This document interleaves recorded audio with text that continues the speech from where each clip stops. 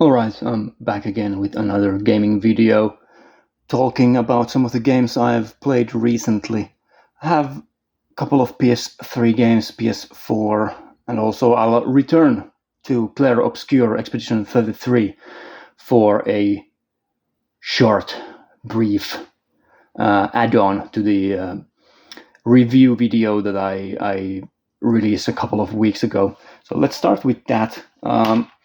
When I did the original review video for Clair Obscur, I hadn't completed everything there is to the game, all the side content. Now I have, so I have a couple of things that I want to add to the original review. I gave the game a 9 out of 10. I think that score is justified. I think it holds up now that I have completed everything there is to complete in the game. So I did get the platinum trophy. Not necessarily a 100% completion because I don't have all of the items and everything that there is in the game, but I did every side boss, all the side areas, and all the major end game content. So some of the negatives that I mentioned in the original video, like the minimap not being there and stuff like that, got worse the more I played the game. There was also some new negatives that popped up. When I first played through the game, I didn't even pay attention to the map markers and how few there are of those. That's a big problem with the end game content in Clair Obscur. There isn't a marker for which area you have been to before and not. I guess you could technically cheese the system by not entering an area, because then on the map it doesn't have the name of it, right? So you could from that know which areas you haven't been to. But if you just enter an area and leave, there is no way for you to know whether you actually completed that section of the game or not. You just have to remember stuff. It's annoying. There's a lot of this sort of basic quality of life polish missing from the game. Not just with this have you completed an area or not kind of thing, having to remember that. Also collectibles, there is no marker for collectibles, which area has collectibles you haven't found, and so on. This is completely missing. There is no quest log. There are a couple of side quests in a game. You just have to remember where those were if you didn't do them originally, immediately when you found them. There is even a trophy related to one of them. Well, you have to do a bunch of these little side quests to get the trophy. And I was missing one of those. Apparently, I had no idea which one it was. But then I remembered, oh yeah, there's this guy in this one area who wants you to kill him, and I didn't want to do that, so it's probably that. So I went there, killed him, and got the trophy. But still, why is there not a quest log or just even like just a map marker? This area has a side quest you haven't completed. And that's that. Like, it's very simple to fix. And there is a lot of this sort of polish missing from the game. That the more you play it, the more you start seeing them. So when I finished the game originally, I had put 35 hours into it, I think, doing just the main mission and then a little bit of exploring and side stuff. But yeah, 35 hours. It took me now an additional 25 to get the platinum trophy. So I got it at around hour 60. So there is a lot to the game, and for a team that was made for a team that is quite small, making this scale of a game is very impressive. Right. The other end game content, so the boss fights, I really dislike the Simon boss fight, the most difficult boss fight in the game. I absolutely despise that boss fight. I just don't enjoy it at all. It's just one hit kills all the way through the boss fight. I did manage to get to. I don't want to spoil the boss fight too much, but there are multiple parts to it and so on. I did get to the second part without using any sort of guides or cheese strategies, just playing normally like I did throughout the rest of the game. I managed to beat all of the other bosses and every other fight, just playing regularly without any busted builds, without dealing like millions of damage in one hit, just playing regularly, doing free shots and using like fun skills. But this last boss fight, I just couldn't do it. It was ridiculous, and it has some of the cheesiest possible design you can imagine. Just removing characters from the fight permanently, no, I just don't. It took a lot of enjoyment out of the game for me, the last boss fight, and I know that it's an optional side boss, and it's supposed to be really difficult. It's supposed to be for the best of the best, and it's supposed to be the ultimate challenge, but it was still just dumb. I just don't really understand why they would make it this difficult when the rest of the game is really quite easy. To be honest, I didn't have any problems with any of the other bosses. Yeah, that's weird, but yeah, Clair Obscur Expedition 33, great game.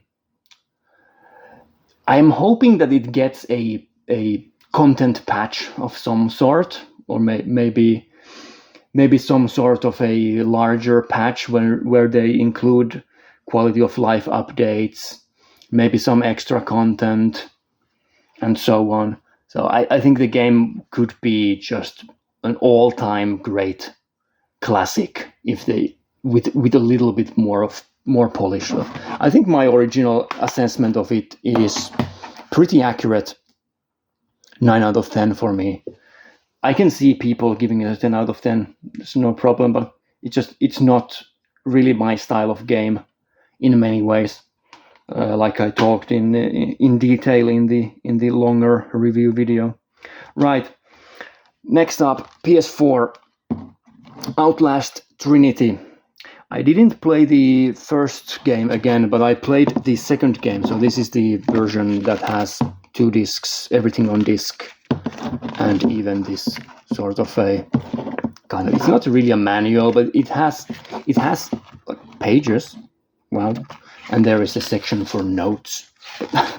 There isn't anything else there. I guess it's better than nothing. So yeah, I played Outlast 2 for the first time. Never played it before. I didn't like it as much as I do the original. I think the original Outlast is just an exceptional horror game. One of the best I played during the entirety of the PS4 era. The second game is, it has I guess it has less iconic boss designs. It's kind of like it's a giant woman with like a, what does she have? What does she have? A scythe or whatever?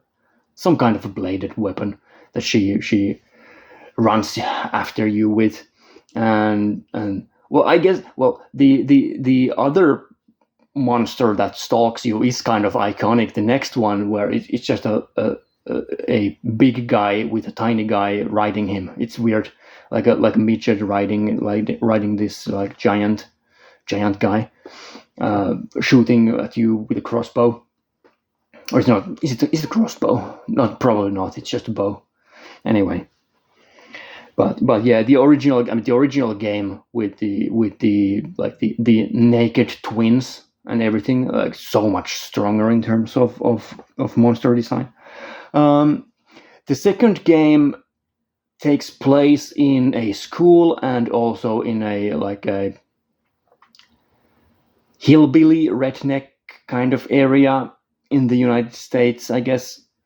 It changes in between those two sections, where the school sections are kind of memories from the past, nightmarish memories sort of thing. I did enjoy the school sections quite a bit. They have a lot of like actually scary jump scares, which is quite rare. I don't like jump scares, and I'm not scared easily. But in this game, when you go through the school sections, there are so many spots where these kind of an entity type of monster starts chasing you, and it is nerve-wracking, and he always comes from out of nowhere. The redneck sections are interesting in a sense. There are lots of different things that they try to do in this game. So there's a lot of emphasis on stealth, even more so than the first game. So in the first game, and also in this, there is no combat. You only run and you can hide, and you have to kind of maneuver around the enemies. There is a lot more of that in this game than in the original. The original was much more linear of an experience. Here, the areas are sometimes quite large. There are lots of areas within them that aren't even used at all. Lots of collectibles. One of the things that I don't like about the game is how the collectible, you can completely miss the collectibles, and it's very difficult to, almost impossible often, to go back and try to get them. So I think I missed 2 collectibles by the halfway point of the game on my original run. And when I Googled afterwards what they were, I was so pissed off. There's these notes lying around in nonsensical places. It's so stupid. Anyway, moving on. I dislike notes in games in general. They're really annoying often, especially if you can't move while there's sort of voice acting going on. You just have to sit there and read these freaking notes. You don't really have to read them, but if you want to understand what is going on, you kind of have to. It's annoying. Yeah. What was I saying? I lost my train of thought. Well, moving on. Outlast Trinity. Some of the things that I dislike the most about the game is the writing. I think the writing is so obnoxious, and just, it's this very typical modern horror game where they are trying to be so dark and edgy all the time that it crosses the parody horizon. It becomes parody at some point. There is so much gross out gore, unnecessary gross out gore, and in the dialogue, everyone is just talking about horrendous stuff, like the things that happen in this game. They are, I don't even know if I can say them out loud in this in this video. There is just mutilating babies and just everything like that. It is so over the top stupid that I cannot take it seriously. And one thing that I find hilarious is that usually the people who write these sort of games, they are really serious about it. They don't even seem to understand that it's a joke. It becomes a joke at some point. When you're trying so hard, when you read a note and every second word is fuck or some other curse word, and then they're writing about just chopping babies into pieces. It's not. I don't. Maybe I'm just sick, but I just don't find it serious and dark at all. I just find it stupid and silly, really, in these sort of games. And also in terms of writing, the religious aspects of this game. So there's a lot of religious themes here, and they are not just it's like a Christian cult type of thing that is going on in this game. And then also the school sections, they happen in a Catholic school, right? And those are kind of connected ham-fistedly, I guess, but I don't really think the game has anything interesting or intelligent to say about religion or any of these topics that it covers. It's just there to occupy the place because you have to have a story. Also, in terms of the main theme in the game, which I don't want to spoil because it is a spoiler, right? You can kind of guess when I said that the parts of it's gross out gore and these very dark topics, and it also takes place in a Catholic school. I guess you can kind of infer from that what kind of stuff is happening in the game, right? There is a creepy kind of a priest teacher guy who kind of is into weird stuff, if you catch my drift. And I think like that stuff is so poorly implemented in the game. It is not at all subtle, or it's not handled properly, is what I'm trying to say. It is so cheap and exploitative, especially the ending of the game, when you the last section in the school, when you actually see and hear what is happening there, like what the whole story is about with these kids. It is so obnoxiously exploitative and just poorly implemented. I'm not really a fan of that at all. In terms of the gameplay, I think the stealth works just fine. The AI is pretty much broken for some of the bosses. It is the easiest way to go through the game at the highest difficulty levels, to just know how to break the AI, because the AI just doesn't work properly. So you can quite easily trick it to do things that it shouldn't probably be doing. There are a couple of kind of puzzles in the game. They are just not really interesting. There are just obstacles. The game developers are putting obstacles in your way that you kind of have to go through the motions and do to get forward in a game. But yeah, it's not a long game. I guess it took around 7 or 8 hours for me to go through it the first time. And then I went for a couple of trophies. I didn't get the platinum trophy because I didn't do the do not die once at the hardest difficulty level run. I hate that shit. So I just didn't do it. I tried to do it and I got halfway through the game and died, and then I just stopped even trying. It is quite fun to speedrun the game. I did enjoy that. I enjoyed the speedrun playthrough, the second and the third playthroughs that I did for some of the trophies. I enjoyed those more than the first one, really, because I knew all the level layouts. I knew where the enemies were. I knew everything about how to go about my way getting through the levels. So I was just sprinting through the levels, evading all the enemies, and it was really fun. I think the game is really fun to speedrun. But yeah, the overall experience, I guess I'd give it a low 7 out of 10. The writing is just straight up terrible. Also, you cannot skip any of the cutscenes in the game. None of them. It is awful. Like playing through the game for the second or the third or the fourth time and sitting there watching these at times over 5 to 10 minute long sections where you just have to stand there and listen to a character speak the same monologue over and over again. Like it's bad. There should be a skip option for those cutscenes. But yeah, a low 7 out of 10. It was all right. I did enjoy my time with it, but yeah.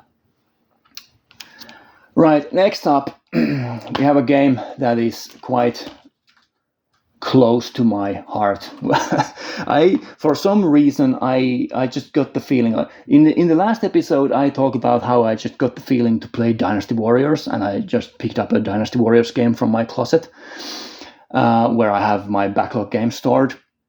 And now I just got the feeling to play Payday 2. And this is the PS4 version. One of the great things about this version is that there is an actual manual. Incredible. Like there's a real booklet manual here. That's great. It's not a long one or an impressive one, but it is better than what most companies do nowadays. Right. So Payday 2, I played this game originally on the PC for almost 500 hours, I think. A lot of the early content. I'm not familiar at all with the later content. Never played most of the DLC. And This version is basically the original Payday 2 experience with some of the DLC, and that's what I like. I tried to go back into Payday 2 on the PC maybe last year at some point, and it was just weird. All the menus were different, the skill trees were different. There was so much new content. I got lost and I just stopped playing it almost immediately. But this is the original, the old school Payday 2 experience, and I have to say, I was expecting this to be awful. I was expecting it to be a really bad version of Payday 2, but I ended up playing almost 100 hours of it. I did all of the heists multiple times. I went for a lot of the trophies as well, even some of the really difficult trophies. The most difficult ones you can't really do because you need other human players. So Payday 2, it works as a solo game pretty well. That's the way I've played it for most of the time that I've played Payday 2, also on a PC. On a PC, I did have a group of friends who I played with, but I usually like playing games solo, and for Payday 2, the solo experience is quite fun if you are into stealth games, because that's the way I like to play it, doing the stealth heists and the ones that you can either do loud or stealth heists in. I like to do all those solo stealth. So trying to figure out a way how you can rob a bank by yourself, having control of all the civilians and getting rid of the guards one by one without alerting anyone. I think that's really fun. And Payday 2, the PS4 version runs really well. There were a couple of times where the frame rate dipped quite poorly. But it's not really a problem when you do stealth runs because there aren't that many enemies on screen. The big problem with the performance of the game is that it crashes quite often. So that is a big problem that's going to force me to lower the score that I give for this. So there are often heists in this game where you do multiple days, so 1 day, 2 day, 3 day heists. And if the game crashes in between days, you lose all of the progress and you have to go to the start. So when you're doing, for example, Firestarter, which is one of the most notoriously difficult single player, like solo stealth missions, the first day of that 3 day heist is the most difficult one. It's the one with the airplane hangars. Right? If you want to do that stealthily, you have to get really lucky with timings or be really good, right? And then the second day is all right. I think it's the FBI server room thing. And then the third day is just a basic, like the easiest bank heist there is in the game, right? So I had the game crash twice when I was doing Firestarter after I had finished the first day. And that just kills all the fun. You have to take a couple of days off and do something else after that. It just ruins everything. But yeah, Payday 2. Also, I realized at this point I've talked about the game for like 5 minutes, and I forgot to say that it's a first-person FPS game where it's like a looter shooter kind of thing, or maybe more of an extraction shooter. I guess I don't know what the proper genre is, but you pick a heist, like a bank heist or a jewelry store heist, and then you kind of plan out how you want to do it, and then you go do the heist, and then you get money and loot afterwards. And it's a first-person shooter as well. The first-person shooter aspect of Payday 2 is so good, also in the PS4 version. This was probably the biggest surprise for me. It feels insanely good to play. Like the way you aim your weapons and the movement, it's so fluid and so fast.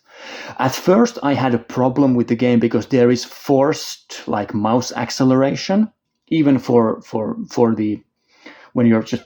I obviously don't play with a mouse and keyboard on PS4 or 5, right? So playing with the gamepad, at start I hated the acceleration. You cannot turn it off at all, but the more I played, as it is with a mouse acceleration, it starts to feel intuitive. You kind of start to know when you can stop moving your crosshair and it will just snap into the enemies. It feels so good. And the movement is so fast, jumping around the levels. Oh, it's so good. I absolutely adore Payday 2. It has become a sort of a meme game. The original game was as well, but I don't give a shit. I've always liked Payday. It's really fun. The amount of content here, a lot of people complain about the console version of this game because um, it was abandoned at a certain point. It doesn't have all of the DLC content, not even close to all of the DLC content, but still there is so much content here, man. You don't you don't even need the DLC stuff. Just the basic stuff, even without the DLC. If you do the heists at all the different difficulty levels like one time, it will take you 40 or 50 hours probably. Or especially if you want to do them in a stealthily manner without alerting anyone, trying to figure out the strategies for that. It's really fun. I like Payday 2 a lot. Also, it's very typical of me. Now that Payday 3 is out and a lot of people are playing that, I haven't even bought it. I'm still playing Payday 2. So I'll probably get to Payday 3 in a couple of years. But yeah, I don't usually like playing games when they are brand new. Clair Obscur was an exception, but yeah, I usually operate on a delay of a couple of years when I play games. Yeah, I'll give Payday 2 Crime Wave Edition maybe a solid 7 out of 10 because of the performance problems. Otherwise, I would give it like an 8. It does have problems. Some of the heists are just, they have so much artificial difficulty to them. There is the crashing issues. Also, one thing that I find hilarious about this game, Payday 2, is that there is this physical version and there is a digital version of the game. And those are not compatible with one another, right? And this game has heists in it that you cannot play if you have the physical version. So there is DLC levels that are free DLC that you cannot play with the disc version. You cannot download them from the PSN. It doesn't allow you to do that. But if you have the digital version of this same game, then you can download those, right? But the save files aren't compatible from one another. So even if I bought the digital version of Payday 2 Crime Wave Edition, which costs like €2 or €3 during a sale, even if I bought that, I would have to start from the beginning again, doing like everything from nothing. Like I'm just not going to do that. So yeah, that's Payday 2. My ramblings on that game, right? So next up, PS4. Nexomon. I played this Pokemon ripoff game. This is the collection that has both of the games. I'm currently playing the second game, but I'm going to talk only about the first one because I finished that. So Nexomon is a blatant Pokemon ripoff. I've been hoping for a release of like a legacy collection of Pokemon games with the old school ones like red, blue, yellow, silver, gold, crystal, that sort of collection. I've been waiting for that sort of collection to come out for the longest time, but as far as I know, it just hasn't happened. So especially if you are not a Nintendo gamer, like Pokemon-like games, Monster Collection games, don't really exist. There are a couple ones. There is Monster Rancher. That's like a different style of game. It's not this sort of a casual experience where you are just catching monsters and having a good time. Like it's more complex than that. But yeah, Nexomon, it's originally a mobile game. You can tell from the art style. The art style is pretty bad. The monster designs look pretty good, but it looks like a cheap mobile game. It plays almost exactly like the original Game Boy Pokemon games. So you have a trainer who picks a starting Nexomon, and then you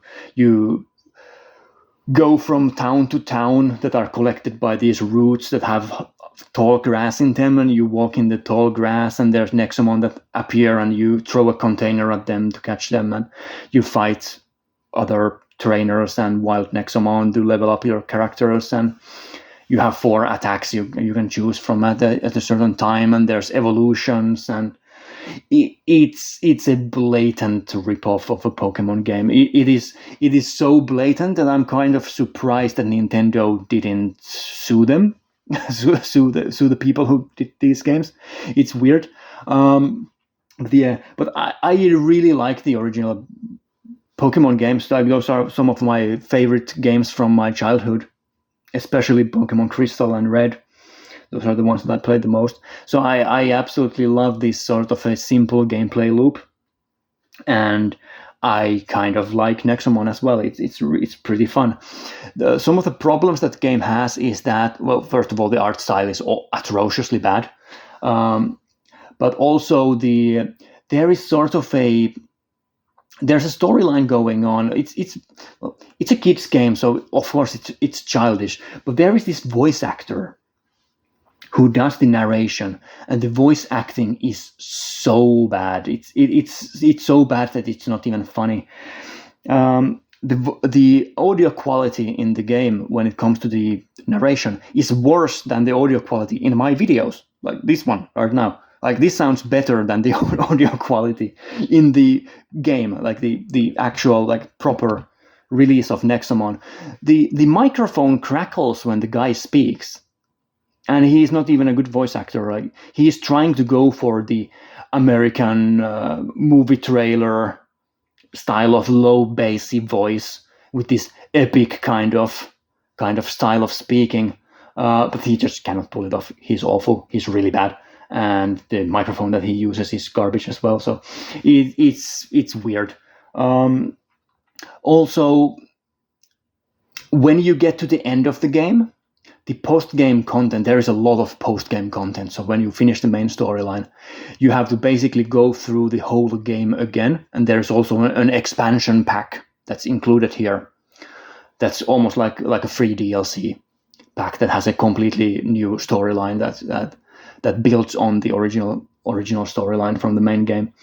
And there is so much post-game content, and most of it is filler. You have to go through the whole game again and do these battles against these really difficult opponents that have been sprinkled all over the original map.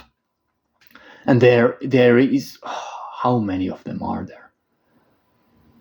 Not 100. I don't think there's 100 of them, but it's more than 50, I think. There is so many of them. And in the main game, there is barely any trainer battles. That's one of the weird things as well here. Like, you are mostly fighting against wild Nexomon, like, in the tall grass. There are like a dozen or so trainer battles in the main game. But when you get to the post game, there are so many of them. It makes me wish that when I was playing the main storyline, I wished there were more of the trainer battles than there were. But when I played the post-game content, I was wishing that, thank God, there weren't more of this in the main game. Right. The monsters themselves are quite fun.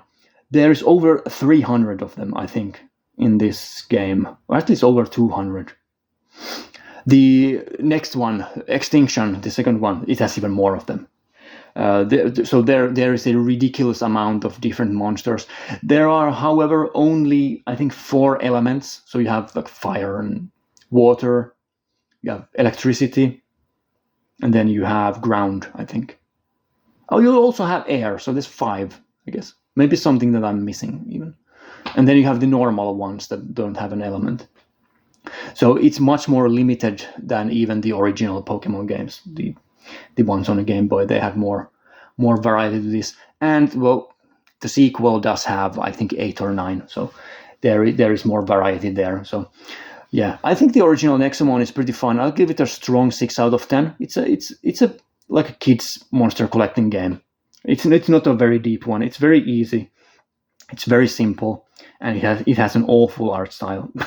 I despise this mobile gaming art style. It just doesn't look appealing to my eye, right? So I'll give the original Nexomon a strong 6 out of 10. I guess that's fair.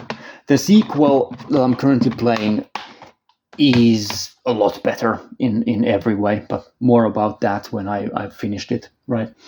So then I have a couple of PS3 games to finish off. I played for the first time the original Skate. Now, the weird thing about this game is that my disc had an error in it when I originally put it in my machine. I guess it installed it, like it didn't install properly. And whenever I skated to a certain part of the town, the game just crashed. The map didn't load, and the game just crashed. The main menu was all like buggy and glitchy. So I had to I had to clean the disk and uninstall and reinstall, and everything started working properly. So that was weird. I rarely experienced any problems with PS3 games. And it's not probably a problem of the game itself. It's just a disc that I have, which is weird. It's strange because the disc is clean. Well, anyway, the original Skate. It's a surprise. It's a skateboarding game, a third-person skateboarding game, much more difficult than Tony Hawk's Pro Skater. That's one of the selling points of the title. I remember reading reviews of this game back in the day, and it just got like 8s and 9s across the board. Everyone loved it. I never ended up playing it because I played like Tony Hawk's Underground on PS2 and loved that. So I didn't know if I wanted to play a more realistic skateboarding game, but I probably should have picked this up because it's really fun. It's basically an open world game where you like explore this city. It has all kinds of places for you to skate in, and you kind of have to find places to do certain tricks in or certain combos in. So it's like an open world exploration game combined with a skateboarding sports game. It's pretty fun. Some of the things that have aged poorly about the game are the menus. I think the menus are awful. They look good. They have this sort of street art skateboard, like a style that you would associate with skateboarding and skateboarding magazines and this sort of subculture, but they just don't work properly. They are so convoluted. There are so many menus, and they are really slow as well. It's a PS3 game, so you can't really fault it for that. But the menus are so slow, and it is so difficult to find what you're looking for as well. So it definitely needs a redesign for the UI. Not a very user-friendly experience in that sense. The gameplay is it's a mixed bag.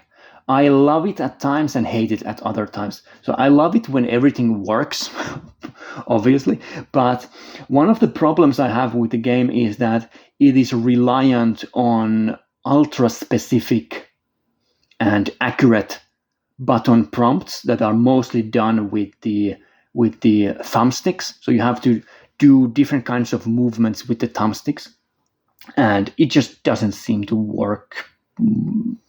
It's probably also a problem with my controllers because I think I have 2 PS3 controllers, maybe 3 of them. Oh, I have 3 of them, and all of them are a little bit broken. They aren't necessarily the most pristine controllers out there. So, for example, the manuals where you kind of like tilt your skateboard up or down, and you're like balancing on it.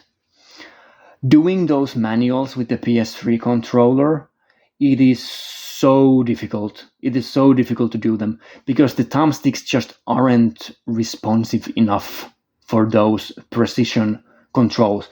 I have a lot of problems with PS3 games with precision controls because I just think the DualShock 3 controllers are so bad. They are by far the worst mainline Sony controllers out there, and it just doesn't work well enough for me. So when it works, it's great. It's great. There is so much you can do in a game. There are so many different challenges and missions and everything, and it's really fun to try and do this. Like in a Tony Hawk game, you can just fly off a ramp and do 20 tricks in a row and get a massive combo, right? But here it's a challenge just jumping and doing one flip trick. Like like jumping on top of a bench with a flip trick and doing a manual and jumping off the bench. Like that's difficult. That's really difficult to do, especially when you're first starting to play the game and don't really know the controls that well, don't know all of the tricks that you can do. It can be quite daunting. Right, but the game is also really fun because of the ragdoll physics and it's not like realistic. So it does have some arcadey moments to it as well. It's like a solid balance between arcadey and realistic. I think it completely nails that balance. I haven't played the sequels. I've heard bad things about the sequels, but I really like the first game, so I'll give it a strong 8 out of 10. If I played this on a PS3 back in the day, I could definitely see myself giving this even a higher score and remembering it even more fondly, right? So, and then I'll end up with Worms. I'll end with Worms. So the Worms collection for the PS3 that has 3 games in it. It has Worms, Worms Ultimate Mayhem, and Worms 2 Armageddon. I played all of the single-player content for all of these games, and I only played it with bots this time around. So, starting off with Worms, it's not the original Worms. It's not the first game in the series. It's kind of confusing, maybe, but it's the naming conventions are not ideal here. Let's put it that way. So Worms is the first PS3 Worms game. And it's not a great Worms game, but it's all right, I guess. It lays the foundation for Worms 2 Armageddon, which I like a lot more. So there is a little bit of single-player content here, some challenges, some single-player missions to do. Not that much to it, really. It has the basic weapons you would expect. It plays just fine. It has some customization in it, not that much. It's all right. I'd say the original Worms in this collection, the PS3 Worms game, is like a low 7 out of 10, maybe a high 6 out of 10. It's a lot worse than this second one. Let's just put it that way. Worms 2 Armageddon is, as I've said in one of the earlier videos, probably the collection update video where I showed this off originally.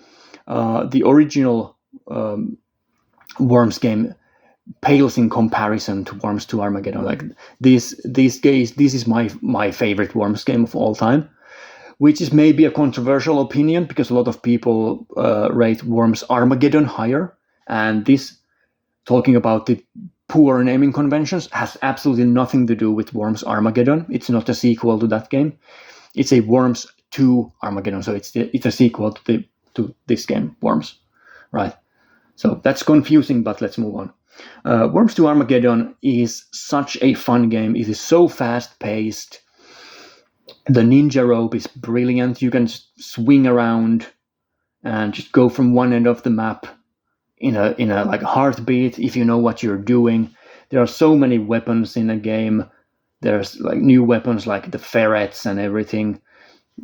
Just dozens of weapons. There's so much variety to the gameplay.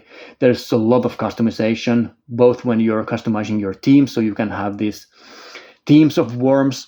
So basically, again, I know this. I've talked about the game for a bunch. I didn't even mention what the game is. I'm kind of assuming that people know what Worms is, but there probably are people watching this who don't know what it is. It's a party game. It's a team-based combat game, a turn-based combat game, kind of a shooter as well, where you have these teams of worms that are trying to annihilate one another. So you have to be the last man standing. You have to kill everyone else.